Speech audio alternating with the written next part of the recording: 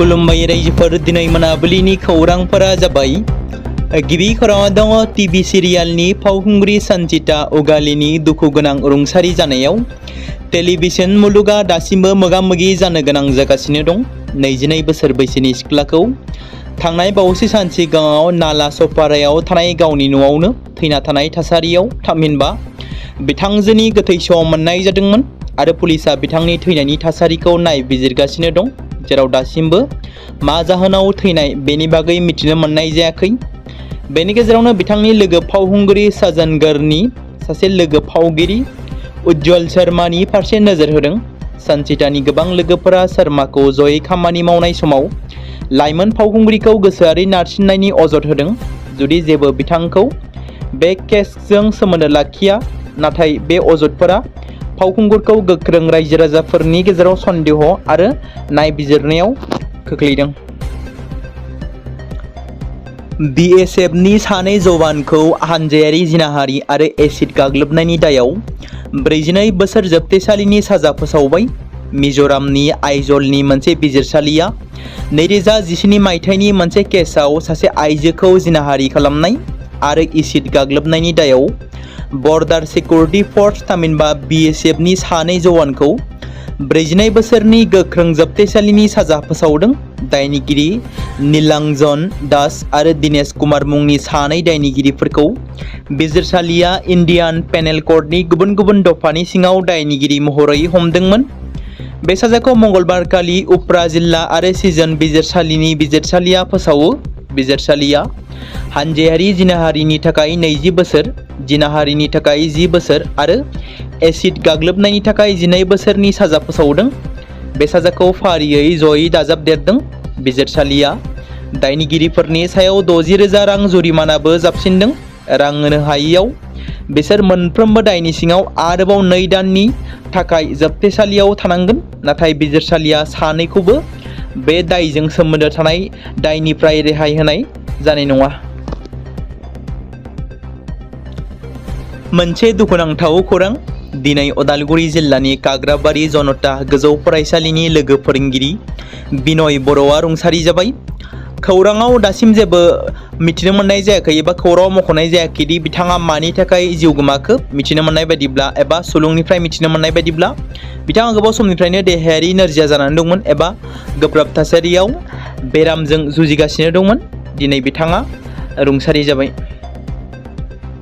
रुंसारि पनिन बर'नि सारादुखौ दिनै रायजो राजाफोरनि मददजों चिरांनि बिजनी बरलेसिया गामियाव खुंफुंनाय जायो। बेजोंनो लोब्बा लाखिनानै रुंसारि पनिन बर'नि जिउ आरो सानस्रिनि सायाव गेवलां सावरायलायनायखौ बेखेवनानै होयो।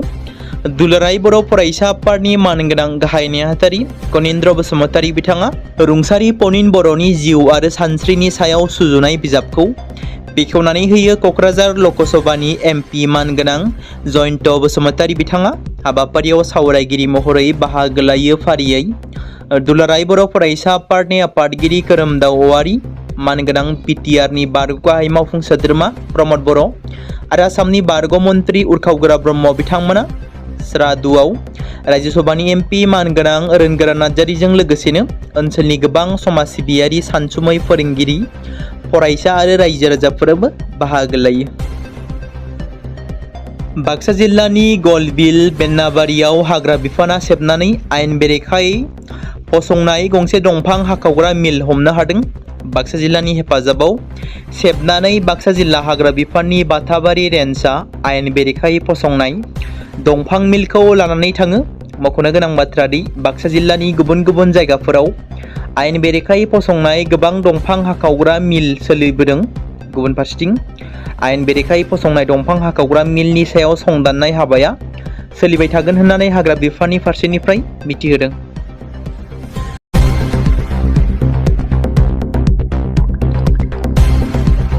बे समाव मोनसे गोजोनथाव खौरां। बाक्सा जिल्लानि बरमायाव थानाय रुरेल एकाडेमिया लानानै फैदों नोंथांमोननि थाखाय मोनसे गोजोनथाव खौरां।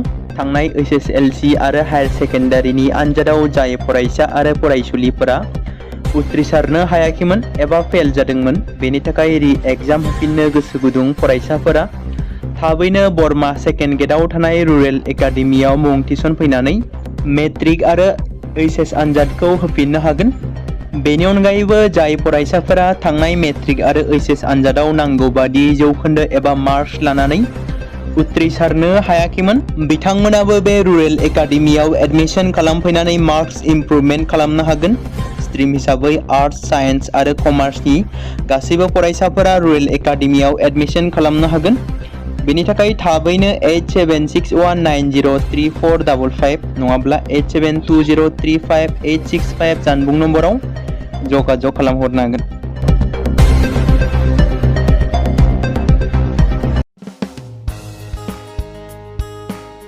बे समाव मोनसे गोनां फोसावथाय बर' सावथुन नायनानै मोजां मोनग्रा गासै बर' रायजो राजाफोरनि गेजेराव लानानै फैदों मोनसे बर'नि OTT प्लेटफर्म गोनां, जाय प्लेटफर्मनि गेजेरजों नोंथांमोना बर'नि गोदान गोजाम सावथुनफोरखौ नुनो मोनगोन। थांनाय माखासे बोसोर सिगां बर'नि गेजेराव लानानै फैनाय निउबो एप बायदिनो फिन आरोबाव लानानै फैदों बर' रायजो राजाफोरनि थाखाय। बे बाथ्राखौ मख'नाया गोनांदि 2025 मायथाइनि जानुवारि दानाव ओंखारनाय आंगो स्ट्रिम मुंनि मोनसे OTT प्लेटफर्म गोनां निउबो एपनि गेजेरजों नोंथांमोना गोबांथार बर'नि सावथुनफोर जेरै ट्रेजेडी, रमान्टिक, एक्शन आरो कमेडीजों बुंफबनाय सावथुनफोरखौ नुनो मोनगोन। जेरै सनानि नखर, थांखि गैयै समाज, अनसुला आफा, हिर', बिमा बायदि बाजै, अर, थैसाम, वान्टेड, संदान आरो रं नाम्बार बायदि सावथुनफोरा मख'जाथाव। बेफोर सावथुनफोरखौ नायनो थाखाय नोंथांमोना गिबियावनो आंगो स्ट्रिम एपखौ गावनि मबाइलाव थानाय प्ले स्ट'रनिफ्राय डाउनल'ड खालामनानै लोगोसे इनस्टल खालामनानै गावनि मबाइल नाम्बारजों लगइन खालामनानै लाग्रोनांगोन। बेनि उनाव नोंथांमोना गोबांथार नुनो मोनै सावथुनफोरखौ गुगोल पे, फन पे आरो पेटिएमजों रं नाम्बार सावथुनखौ नायनो थाखाय 60 रां आरो संदान सावथुनखौ नायनो थाखाय 80 रां, वान्टेड सावथुनखौ नायनो थाखाय 60 रां, थैसाम सावथुनखौ नायनो थाखाय 60 रां, बेबायदिनो गोबांथार नुनो मोनै सावथुनफोरखौ नायनो थाखाय सुबिदा खालामनानै होदों आंगो स्ट्रिम प्लेटफर्मा। फिन नोंथांमोननि गेजेराव फोरमायबावनो लादों बर' सावथुन नायनानै मोजां मोनग्रा गासै बर' रायजो राजाफोरनि गेजेराव लानानै फैदों मोनसे बर'नि OTT प्लेटफर्म गोनां, जाय प्लेटफर्मनि गेजेरजों नोंथांमोना बर'नि नुनो मोनै सावथुनफोर जेराव गोदान गोजाम सावथुनफोरखौ नुनो मोनगोन। बे बाथ्राखौ मख'नाया गोनांदि 2025 मायथाइनि जानुवारि दानाव दिहुनजानाय आंगो स्ट्रिम मुंनि मोनसे OTT प्लेटफर्म गोनां एपनि गेजेरजों नोंथांमोना गोबांथार बर'नि ट्रेजेडी, रमान्टिक, एक्शन आरो कमेडीजों बुंफबनाय सावथुनफोरखौ नुनो मोनगोन।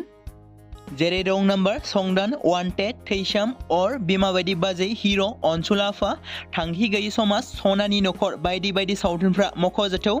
बेफोर सावथुनफोरखौ नायनो थाखाय नोंथांमोना गिबियावनो आंगो स्ट्रिम एपखौ गावनि मबाइलाव थाखानाय प्ले स्ट'रनिफ्राय इनस्टल खालामनानै गावनि मबाइल नाम्बारजों लगइन खालामखांनायनि उनाव नोंथांमोना गोबांथार नुनो मोनै सावथुनफोरखौ गुगोल पे, फन पे आरो पेटिएमजों रं नाम्बार सावथुनखौ नायनो थाखाय 60 रां, संदान सावथुनखौ नायनो थाखाय 80 रां, वान्टेड सावथुनखौ नायनो थाखाय 60 रां, थैसाम सावथुनखौ नायनो थाखाय 60 रां, बेफोरबायदिनो अर सावथुनखौ नायनो थाखाय 60 रां पे खालामनांगोन।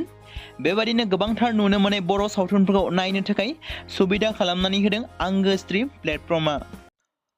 बे समाव मोनसे गोजोनथाव खौरां, BTC हालामनि रायजो राजाफोरनि थाखाय मोनसे गोनां फोसावथाय। क'क्राझार जिल्लानि सिङाव थानाय बड'लेण्ड एकाडेमि सिनियर सेकेन्डारि स्कुला लानानै फैदों गोजोनथाव खौरां। बड'लेण्ड एकाडेमि सिनियर सेकेन्डारि स्कुला 2026 आरो 2027 सोलोंथाइ बोसोरनि थाखाय लानानै फैदों नार्सारिनिफ्राय लानानै थाखो 9 सिम फरायसा आरो फरायसुलिफोरनि गुन गोनां सोलोंथाइनि थाखाय खम बेसेनावनो गोदानै मुं थिसननायनि खाबुखौ होगासिनो दं। मख'जाथावदि क'क्राझार जिल्लानि हल्टुगाव आउटपस्टआव थानाय क'क्राझार तिनिआलिनि बड'लेण्ड एकाडेमि सिनियर सेकेन्डारि स्कुला गुन गोनां सोलोंथाइ होनायजों लोगोसे थाखो 9 नि थाखाय इलेक्टिभ साबजेक्ट महरै मेथामेटिक्स, जिअ'ग्राफि, हिन्दी, हिस्टरि बायदि आयदाखौ लानो हागोन। मोजां सोलोंथाइ लानायनि अनगायैबो बड'लेण्ड एकाडेमि सिनियर सेकेन्डारि स्कुलाव उफ्रा सोलोंथाइ हिसाबै environment field study, English speaking course बायदिखौ लाफानानै सोलोंथाइ लानो हागोन। बेनि अनगायैबो गोजान लामा हान्थिनानै फरायग्रा फरायसा फरायसुलिफोरनि थाखाय आलादायै मोजां हस्टेलाव थानानै फरायनो हानायनि खाबुफोर होनाय जादों। बेनि थाखाय नोंथांमोना आबुङै मिथिबावनो थाखाय एबा थोंजोङै फोनांजाब खालामहर 9101 488 399 जानबुं नम्बराव।